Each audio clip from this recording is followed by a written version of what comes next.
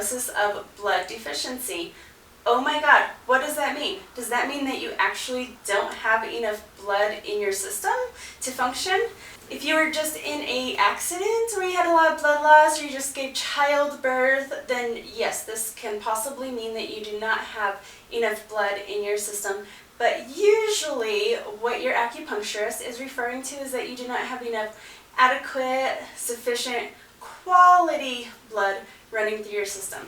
What is quality blood? How do you build your blood to be of the best quality that you can get it? That's what we are going to talk about today. What does it mean to be blood deficient, and what can you do at home to build your blood to be quality blood so that you are functioning at your best? Let's talk a little bit about blood. I'm not going to go into too much of the details of the functions and properties of blood because there are tons of videos out on YouTube that give you a very great detailed idea of what blood is, the components of blood, and how it works in your body. But I do want to kind of go over basics of what blood is and how we can correlate it into Chinese medicine. So in blood we have plasma, we have red blood cells, and we have white blood cells. So plasma we can correlate. In Chinese medicine we have a term called Jin Yi.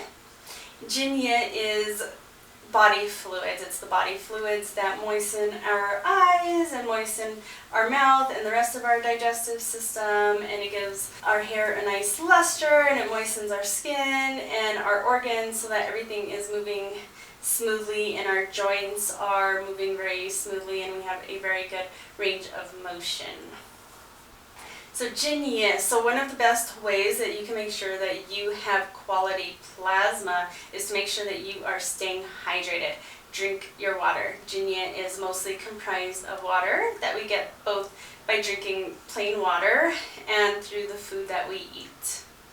The second component that I want to talk about would be the red blood cells. So what is the function of red blood cells? The blood goes to our lungs, where the lungs will oxygenate the red blood cells so that the red blood cells can then go to the rest of our body, drop off oxygen, pick up waste as carbon dioxide, and then it carries that and drops off that waste in the kidneys and the liver.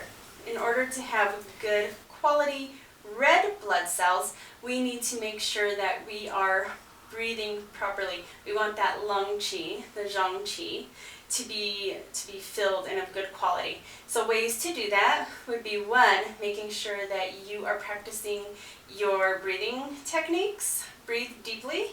And whether you are doing qigong or meditation or yoga or many other breathing exercises, this is very important for those red blood cells. And also, right now we're all typing a lot, which kind of brings our shoulders forward and constrains those lungs and makes them small. So you want to think about those lungs and put your shoulders back and make sure that you are getting big lungs as you're breathing. You can do a qigong to kind of open up those lungs. I can show you that later. And then the last component of blood that I want to talk about would be the white blood cells.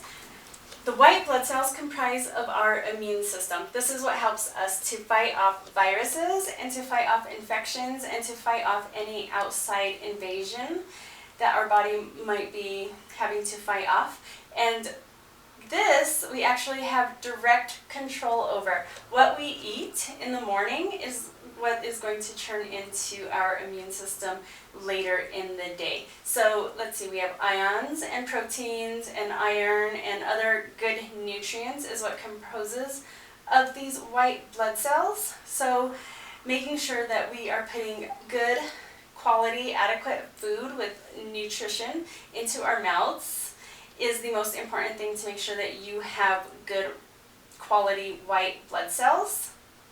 So this is kind of how it works. You eat good food, it goes in through your mouth and into your stomach where your stomach holds it. And then the spleen, you can think of the spleen as a factory with little factory workers. So the spleen will come to the stomach and kind of sort out this food and pull out any good nutrition that can be used to make qi and blood. And then it's going to discard anything that doesn't have nutrition in it out through the intestines. So you want to make sure that you are giving your spleen not just food that's going to fill up your stomach, but food that can be used to make adequate blood cells. And then after your spleen has made adequate blood cells, it is going to send the blood up into the lungs, where the lung is going to fill it with air, with oxygen. And then the lungs are going to send the blood cells to your heart, and your heart is going to fill it with essence and with Shen. And this is what gives you your clear thoughts and clear thinking and charisma in the way that you speak. And then your heart will send all the blood out through your aorta and through your arteries and to your body. The body is really smart. It is going to prioritize this blood. So if all of the blood that is going out through your body is not quality, it doesn't all have enough nutrition in each of these cells, then your body is going to prioritize this blood into your organs, which are located in the torso, and going to your brain, which means that your limbs, your fingers, your toes are going to be not prioritized. And so one of the symptoms that you might have when you're not having enough or adequate blood is tingling and numbness of the fingers. Let's go over some of the symptoms to be able to tell if you might be experiencing a blood deficiency. We already talked about numbness and tingling of the fingers and toes that might be attributed to a blood deficiency. Also, cold feet might be attributed to a blood deficiency. Some other signs, I told you earlier that blood houses the mind, and so what this would look like in a blood deficiency is unclear thinking. Maybe you just are having trouble focusing. Maybe you're having trouble making clear decisions. Also, that charisma, the heart fills the blood with Shen in essence, and this gives you the charisma to speak smoothly and to connect with people and for people to really hear you clearly, and just for that heart connection during a communication. That would be from blood housing the mind. Another aspect of blood deficiency might be anxiety. This could be a symptom. It's not always, anxiety is not always blood deficiency, and not most of the time, but sometimes anxiety is a blood deficiency, and this is often played out as a low-grade anxiety, kind of there all the time, although in a pretty severe blood deficiency, if it is caused by the blood deficiency, then you might even have panic attacks. Other symptoms might include insomnia. So this is also a very specific insomnia. Insomnia can be caused by many different Chinese diagnoses, so it's good to see your acupuncturist. But an insomnia that is due to a blood deficiency might look like just restless sleep. You are sleeping, but it's restless. You're waking up and you're not rested because you know that you tossed and turned all night. Maybe you had restless leg syndrome, or you just could not fall asleep for one reason or another. Or you wake up all through the night, or maybe in the morning you wake up too early. You're still tired, you still want to sleep, but you just cannot fall back asleep. This can also play out in your dreams, like if you have a dream of maybe you trip and you fall, or you fall off a cliff, or maybe even you're flying. This could be a symptom of blood deficiency. Also, floaters. If you see floaters floating around like little dust particles, this is almost always blood deficiency. Blood is also, it keeps us grounded. It's in charge of us being grounded, walking straight, and it helps our equilibrium to stay straight. So if you are somebody, you often have bruises, maybe on your hips, maybe you always run into the corners of tables or the edge of doors, this could be a sign that you have blood deficiency. If you get up too fast and you get lightheaded or blurry vision, this could be a sign of blood deficiency. Slight depression could be a sign of blood deficiency. Usually depression caused by blood deficiency is a low-grade depression that's always there. Fatigue or feeling tired could be a symptom of blood deficiency, and this would look like you don't feel heavy, a spleen qi deficiency type of fatigue would be like your body is heavy and maybe damp and you just, like, it takes extra work. This isn't that. This is you feel light, but you're kind of dizzy, you're just weak, and you don't really have the motivation to get up. It's kind of a body and mind type of tired or type of fatigue. This could also play out by having cramps and achiness throughout your body, right? So if your body prioritized the blood to go to the organs and there wasn't enough for all the joints, you might have achiness in the hips or shoulders or just unexplained cramps and achiness throughout the body.